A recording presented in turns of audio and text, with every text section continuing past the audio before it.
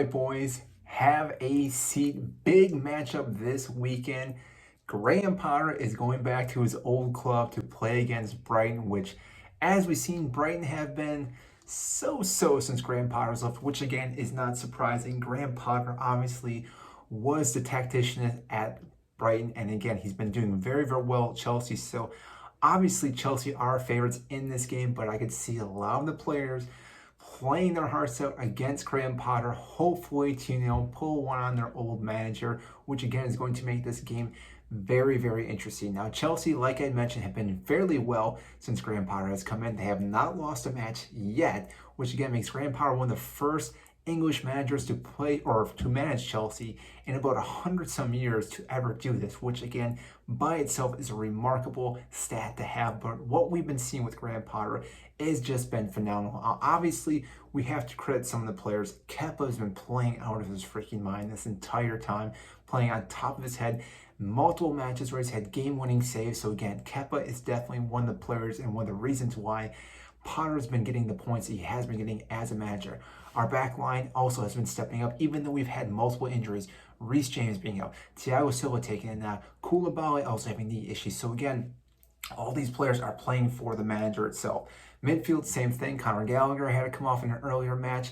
Kovacic, again, has been stepping up, playing out of his mind as well. I do believe he will start this match. We will talk about the starting 11 in just a little bit. But again, all the players right now are pretty much firing all cylinders. Yes, you could say our attacking third still is lacking a little bit, which has been a common thing for us for I'm not even sure how many years now.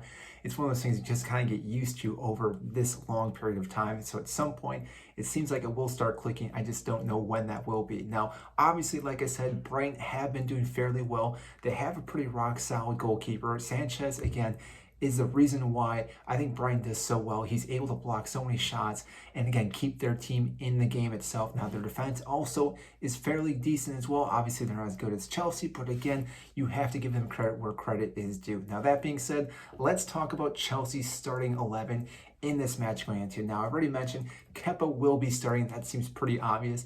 He has no reason to be benched right now. He's been playing so well. And again, hopefully this continues on, because if it does, Chelsea have a good chance to winning something this year with Graham Potter.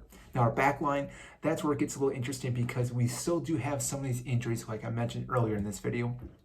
On the left side, Cucurella, I think, will start along with Ben Chilwell. I think Ben Chilwell will be the left wing back, Cucurella as a left CB, Thiago Silva being starting as a center CB. On the right side, Trevor Chalobah, again, I think he's been really stepping into his own this season, being such a young player, but again, he's been doing so well with his age, with this club, and I'm really looking forward to what he can offer for future seasons. But I do believe he starts over Azpilicueta. Actually, now that I say that, I think Azpilicueta may start on the right wing back, but I think Ruben Loftus-Cheek still gets a start there, even though, again, Azpilicueta has been doing a fairly decent job when he does play for Chelsea, but I think Ruben Loftus-Cheek gets a start at that right wing back. Now in the midfield, I think we still go with Kovacic and Jorginho. I think Kovacic, again, has gotten the rest since our last match, even though he's been playing pretty much every single match, but really he's one of the most vital players right now in our midfield, and therefore again he has to start this game. Now Jorginho, I think, again starts this match just to be a little more controlling in the midfield. Now whether we do switch up this formation like we do with Manchester United, it's hard to say as of right now, depending on how we dictate this game. But if we do that, I think Cucurella does come off. We can throw another player into the midfield, but right now I think that is going to be our best option for right now. Now up top, I think we stick with our pretty much normal three players, which again is going to be Raheem Sterling, Aubameyang, and Mason Mount on that right side. Now you could argue Kai Havertz should get the start after having that phenomenal goal in the Champions League, but right now I think those three players are the ones that need to play up top and produce for us, and they have been doing fairly well this season with Graham Potter. So therefore, I think Aubameyang does score in this match. I see Chelsea actually win this game fairly easy, even though, again, I think the first half hour, maybe first 60 minutes will be difficult for Chelsea, but I think as the game goes on and progresses, Chelsea will pull away and score multiple goals in this game.